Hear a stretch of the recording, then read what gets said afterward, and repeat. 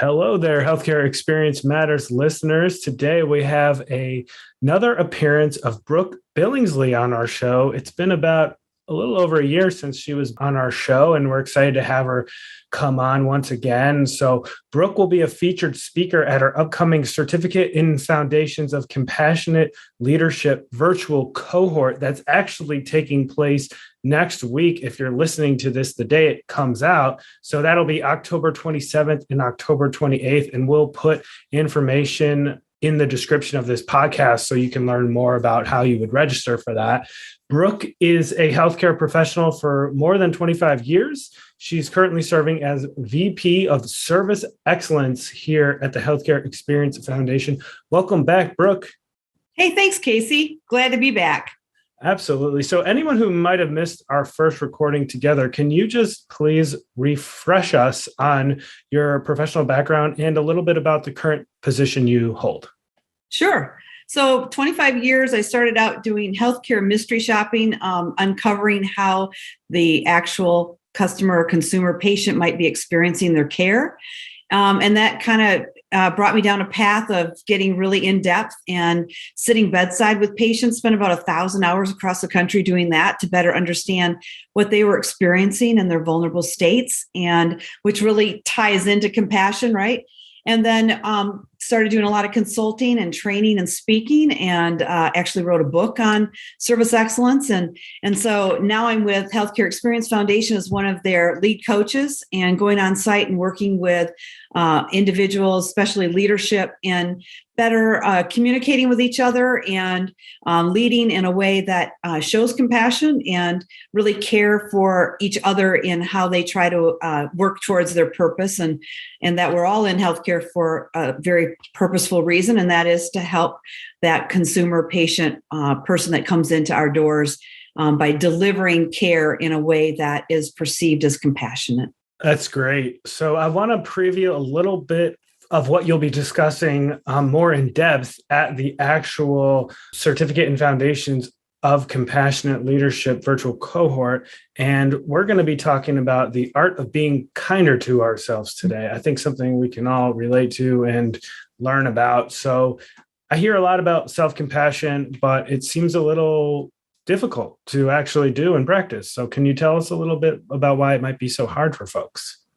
Sure. And I think that it became really evident during COVID. We had a compassion tribe. We met weekly with individuals who are frontline, who are experiencing all kinds of emotions, right? They're experiencing negative, stress, anxiety, the unknown, the uncertainty. Really created an environment for a need to really understand what self-compassion is. And there's a misunderstanding of it. It is not self-pity. It's not a poor me.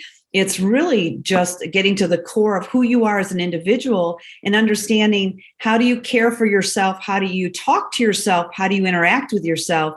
And when I did this will be our third cohort in compassionate leadership, I really just felt like a minor player in the lineup of all of our speakers, but it became evident when we assessed the group going through, and we've had 300 graduate with certificates in this, that they said that they benefited the most from self-compassion and the realization that it begins with us, right? We can't give what we don't have. And so taking care of yourself becomes primary, and really just having that awareness of what that looks like and feels like, and what are the different things that you can put into place daily to practice that. Excellent. And are there any other principles of self-compassion that you think are relevant to bring up today? Sure. So when I think about self-compassion, one, we think in isolation, right? We think this is just me.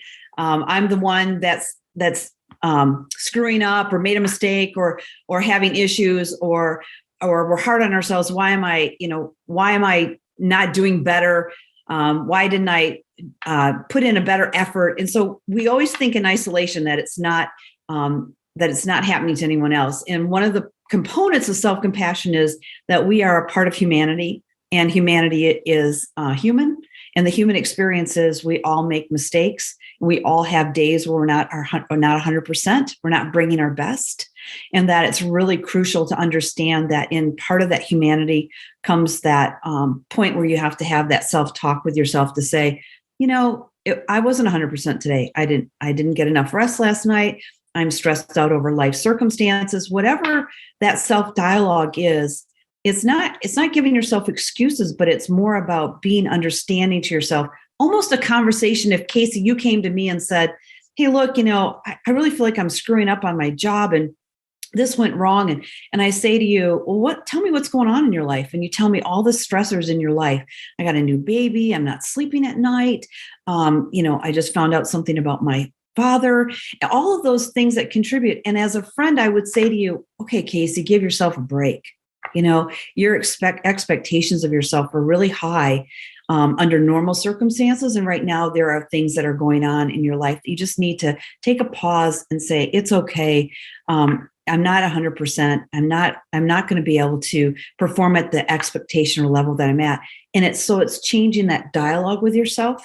And that's why it becomes so relevant, because what we talk about all the time in compassionate leadership training is, if I'm empty, how am I going to encourage and give to you if I haven't taken care of me? Right. And so it's really kind of it's a reversal of us always taking care of everyone else. And then we become last and really just kind of tell ourselves, it's our fault or I'll be okay. And really not be more self-aware to say, no, there's more going on right now. And I give myself permission to have this day as a learning experience. And tomorrow's another day. Really well said. And I'm curious, because you've been doing this for a while now, what's some feedback that you've gotten from leaders on people who have actually participated in some of your, self-compassion development sessions?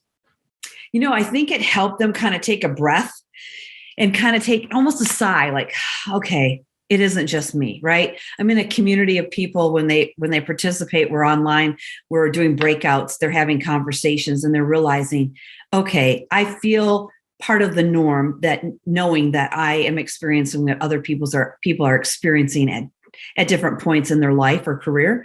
And so it's helped them kind of recalibrate and say, oh my gosh, I need to take good care of myself. I need to be conscious of what I say to myself. How am I berating myself? Am I encouraging myself? Because when I fill myself up, then I can give back to others. And it's also helped them pause and reframe how they communicate. We get real involved with all of our social communication, right? So how am I communicating on my phone? How am I communicating in email? When do I know to reach out and place a phone call when somebody needs encouragement? And am I couching it all with compassion when I do it?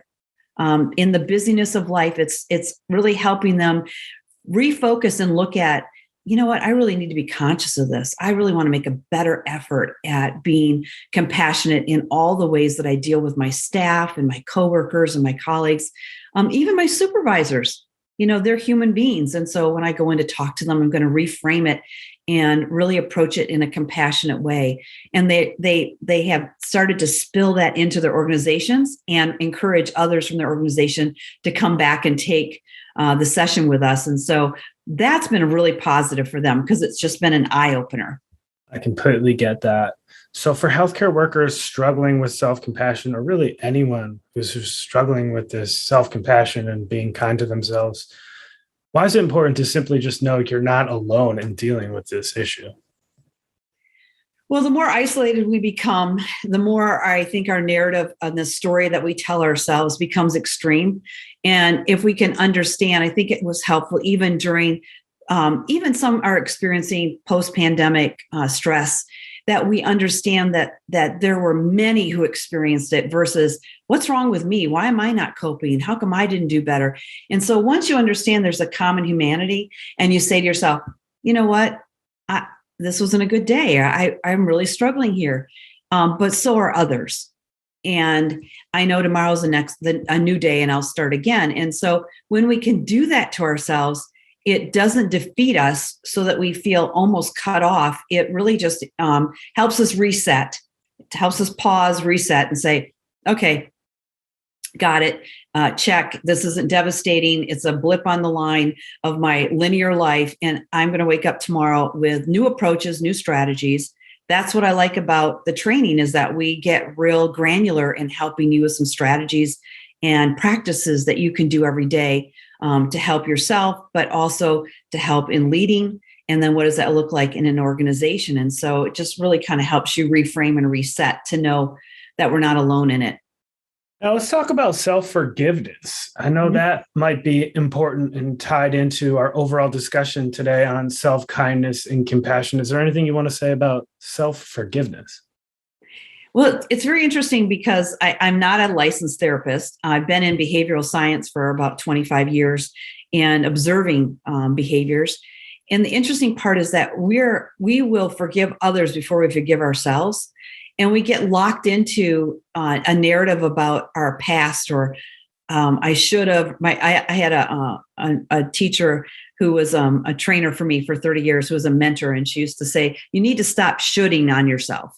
I should have done that, and I should have done this, and I should have done that." And we can't. I can't replace yesterday. I can't go back and change my past. I can learn from it.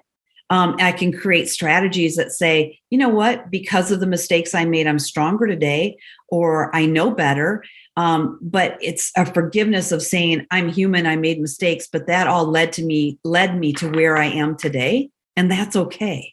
And I'm okay with that. I think sometimes the perfectionists in us, and I'm one of those, type A, like everything in order, would love to be in control of the world, in my little world. And unfortunately, that's not the case in this world that we live in. So it's just really helped me kind of step back and say, you know what?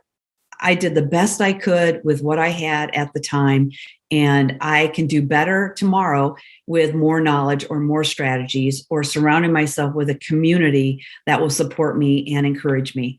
And I think that's where self-forgiveness comes into play, just to acknowledge that. Excellent. And we talked about it a little bit at the beginning of the podcast, and we've mentioned it kind of in some of these answers, but I want to know more about the training.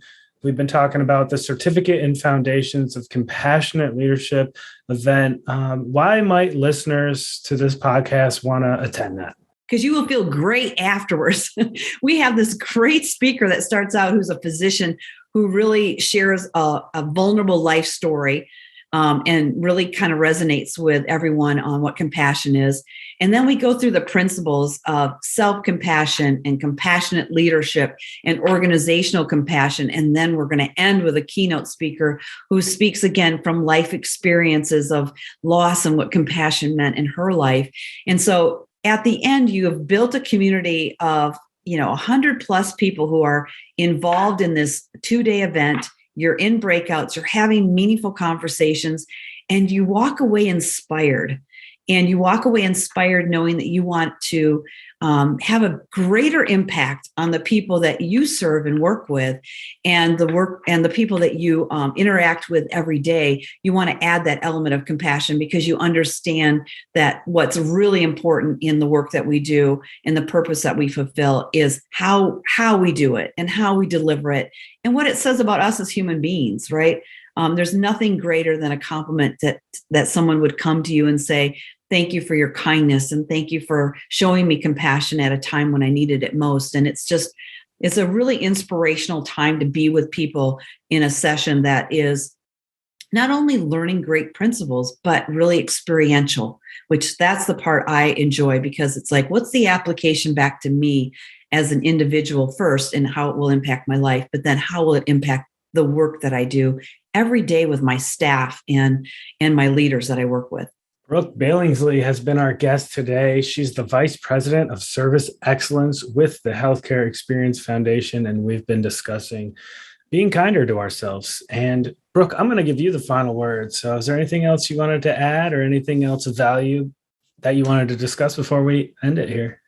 I would just say, using my wisdom of 62 years, I know that none of us get to the end of our life and say, gosh, I wish I had worked more, or gosh, I'm sorry I took that vacation. None of us say that. But what we do say is, did the work I did have purpose and meaning?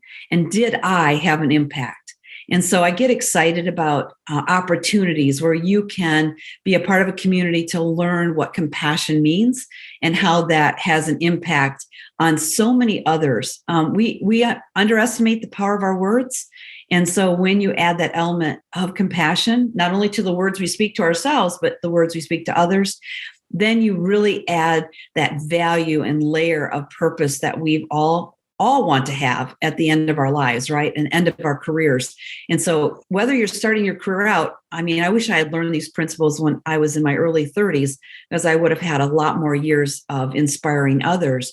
But it's a well-learned lesson, and it's a great community to be a part of. So if you haven't signed up, love to have you. I hope you can join us. I guarantee that you will walk away with more than you thought you were going to get out of it. So consider it. We'd love to have you.